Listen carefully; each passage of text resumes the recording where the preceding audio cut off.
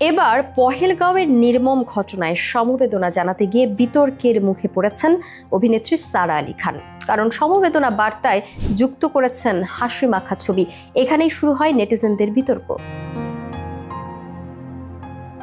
এই নির্মম ঘটনার রেশ ছড়িয়ে পড়েছে গোটা ভারতে। সামাজিক মাধ্যমে প্রতিবাদ জানাচ্ছেন সাধারণ মানুষ থেকে শুরু করে বলিউড তারকারাও। সাইফ কন্যা সারা আলী খানও সমবেদনা জানিয়ে পোস্ট করেছেন ইনস্টাগ্রামে। তিনি লেখেন, এমন এক নৃশংস ঘটনায় মনটা কেঁপে উঠেছে।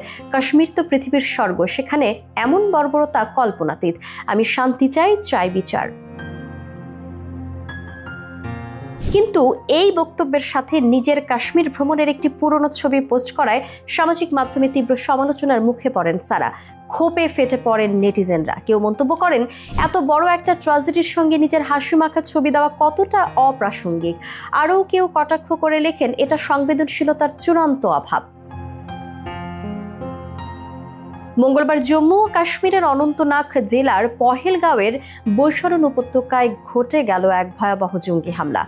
মুখে মাস্ক, হাতে AK-47 মতো আধুনিক আগ্নেয়াস্ত্র। এক মুহূর্তে পর্যটকদের লক্ষ্য করে শুরু হয় এলোপাথারি গুলিবর্ষণ।